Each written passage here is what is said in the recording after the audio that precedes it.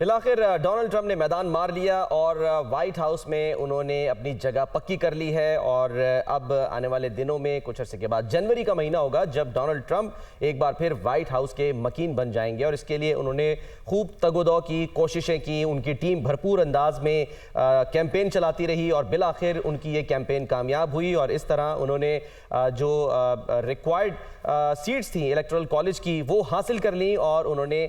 कमला Harris को शिकस्त दे दी है। गो कि अभी तक कमला हैरिस ने इस शिकस्त को तस्लीम करते हुए डोनाल्ड ट्रंप को कॉल नहीं की, ना ही उन्होंने कोई ट्वीट किया है, ना ही उनकी तरफ से इस शिकस्त को तस्लीम किया गया है। लेकिन देखना यह है कि कितनी देर मजीद जो है वो हमें इंतजार करना पड़ता है कि वो अपनी शिकस्त का जो है वो एतराफ़ करें और डोनाल्ड ट्रंप को मुबारकबाद पेश करें। ज़रा हम कुछ एक बार फिर कंपैरिजन करते हैं, नज़र दौड़ाते हैं। ये आप जो मैप इस वक्त देख रहे हैं ये 2016 का, यानी कि हम इसको कह सकते हैं कि ये एक मैप है जिसमें सिर्फ और सिर्फ ये जो रियासत है नेवाडा, इसको छोड़ के, यानी कि नेवाडा के जो 6 इलेक्टोरल कॉलेज के वोट हैं इसको छोड़ के जो बाकी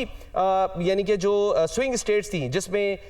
जॉर्जिया भी शामिल है, जिसमें नॉर्थ कैरोलिना शामिल है, जिसमें पेंसिल्वेनिया जो है वो शामिल है और इसके अलावा इसमें मिशिगन और आप देख सकते हैं कि विस्कॉन्सिन शामिल है। ये वो रियासतें थी, यानी कि 7 में से 6 वो रियासतें थी स्विंग स्टेट्स जिन्होंने वोट दिया था रिपब्लिकन्स को। और इस तरह डोनाल्ड ट्रंप जो है वो उस वक्त कामयाब हुए थे। और जाहिर सी बात है कि ये जो स्विंग स्टेट्स हैं या बैटल ग्राउंड स्टेट्स हैं यही बड़ा इंपॉर्टेंट रोल प्ले करती हैं। अब अगर हम बात करें 2016 के बाद 2020 की, कि 2020 में सिचुएशन क्या बनी थी, क्योंकि डोनाल्ड ट्रंप ने कुछ इल्जामात लगाए थे, नताइज में ताखीर भी हुई थी, लेकिन इसके बावजूद जाहिर है उनको जो है वो शिकस्त हो गई थी और जो बाइडन उस वक्त कामयाब हो गए थे और वो फिर अमेरिका के सदर बन गए थे। तो ये अगर हम देखें कि 2020 के सिचुएशन के हिसाब से, तो उसमें आप देख सकते हैं कि सिर्फ और सिर्फ जो नॉर्थ कैरोलिना है, ठीक है,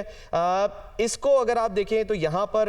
जो है वो भी बेसिकली जो है इसको सिर्फ इस रियासत को यानी कि छोड़ के जो बाकी रियासतें थी वो चली गई थी कमला हैरिस यानी डेमोक्रेट के पास, जिसमें जॉर्जिया शामिल है, जिसमें जो है वो पेंसिल्वेनिया शामिल है, जिसमें मिशिगन शामिल थी, उसमें विस्कॉन्सिन जो है वो भी शामिल थी और साथ साथ आप देख सकते हैं कि एरिजोना और जो नेवाडा है वो भी इसमें जो है वो शामिल थी। तो ये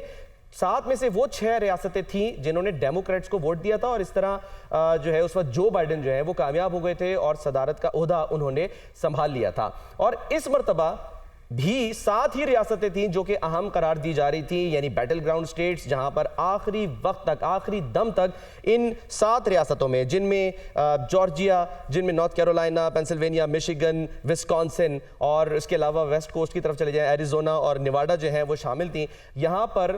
हमने देखा कि एक भरपूर मुहिम चलाई गई और उस मुहिम के दौरान कोशिश यही रही थी दोनों उम्मीदवारों की कि किसी न किसी तरह वो अनडिसाइसिव वोटर्स जो कि आखिरी वक्त तक डिसाइड नहीं कर पाते कि उन्होंने किसको वोट देना है, उनके जहन चेंज करने की कोशिश की। और इसमें जो कामयाबी मिली है अब तक के नताइज के मुताबिक वो मिली है डोनाल्ड ट्रंप को। यानी मिसाल के तौर पे अगर हम बात करें जॉर्जिया की, जॉर्जिया को अगर हम उसका कलर चेंज करें तो देखें यहाँ के वोट, उसके बाद फिर नॉर्थ कैरोलिना जो कि दायरे के साथ ही है, उसके भी वोट अगर हम उसमें काउंट करें 251 बन जाते हैं। फिर हम चले जाते हैं पेंसिल्वेनिया की तरफ, तो पेंसिल्वेनिया जो है उसके भी अगर हम उसका कलर चेंज करके रेड करें तो ये बनते हैं 270। और फिर इसमें हम नेवाडा के 6 जो हैं वो वोट शामिल कर लें तो ये बन जाते हैं 276, जो कि अब तक की फिगर सामने आ रही है एरिजोना से। और इसके अलावा अभी मिशिगन और विस्कॉन्सिन को फिलहाल जो है वो शामिल नहीं किया जा रहा। तो ये जो सिचुएशन है ये साबित कर रही है, अगर हम ये भी अज्यूम कर लें, मिसाल के तौर पे ये भी अज्यूम कर लें, जो इस वक्त जो प्रोजेक्शन है वो ये शो कर रही है कि मिशिगन लीन इस वक्त जो है वो टूवर्ड्स रिपब्लिकन है, विस्कॉन्सिन भी जो है वो लीन टूवर्ड्स रिपब्लिकन है, जबकि जो एरिजोना है वो भी इस वक्त जो है वो लीन टूवर्ड्स रिपब्लिकन है। तो इस सब को शामिल कर लें तो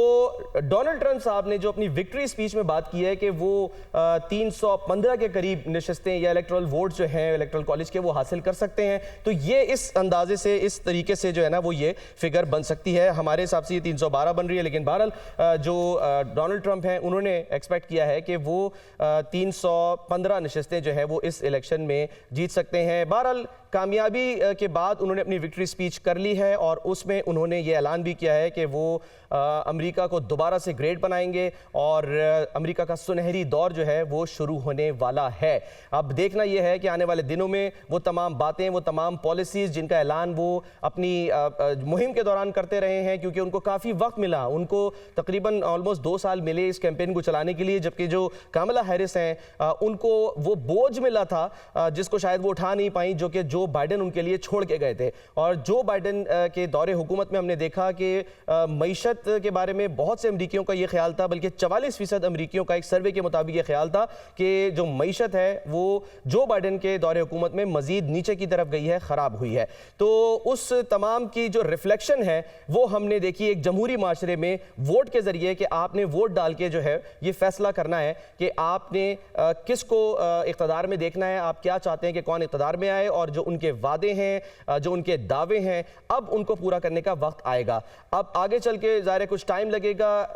जनवरी के महीने में हम देखेंगे 20 जनवरी को ओथ टेकिंग सेरेमनी होगी, और उसके बाद जो भरपूर तरीके से एडमिनिस्ट्रेशन है वो रिपब्लिकन्स के पास चली जाएगी। सिर्फ यही नहीं हुआ, बल्कि दिलचस्प सूरत हाल ये भी हुई है कि जो अमरीकी हाउस ऑफ रिप्रेजेंटेटिव है वहां पर भी रिपब्लिकन्स ने अक्सरियत हासिल कर ली है, और इसके साथ साथ जो सेनेट है वहां पर भी अब रिपब्लिकन्स की ही अक्सरियत होगी। तो ये कितनी बड़ी एक लैंडस्लाइड विक्ट्री जो है वो हासिल हुई है रिपब्लिकन्स को, और उन्होंने पूरा जो अमेरिका का नक्शा है एक तरह से वो बदल के रख दिया है। कानून साजियां अगर आने वाले दिनों में होंगी तो उसमें भी यही कहा जा रहा है कि बहुत आसानियां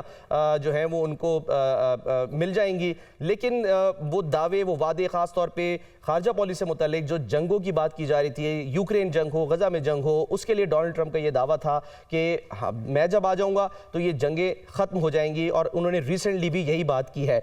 इसके साथ साथ वो जो अमरीकी हैं जिन्होंने उनको वोट दिया है उनका शुक्रिया अदा किया, और उनको यही कहा कि हम मिलकर अब अमेरिका को दोबारा ग्रेट बनाएंगे। तो आने वाले दिनों में इस यानी कि जो इलेक्शन है इसके अमेरिका पर क्या असरात मुरतब होंगे, और साथ साथ जो खारजा पॉलिसी होने जा रही है उसके तहत दुनिया पर और ख़ासकर पाकिस्तान के साथ ताल्लुकात किस तरह के हो सकते हैं, इस पर हम बात करेंगे। लेकिन एक ब्रेक लेंगे, और ब्रेक के बाद हमारे साथ तबसरा निगार और तज्ज़ियाकार मौजूद होंगे। हमारे साथ रहिए।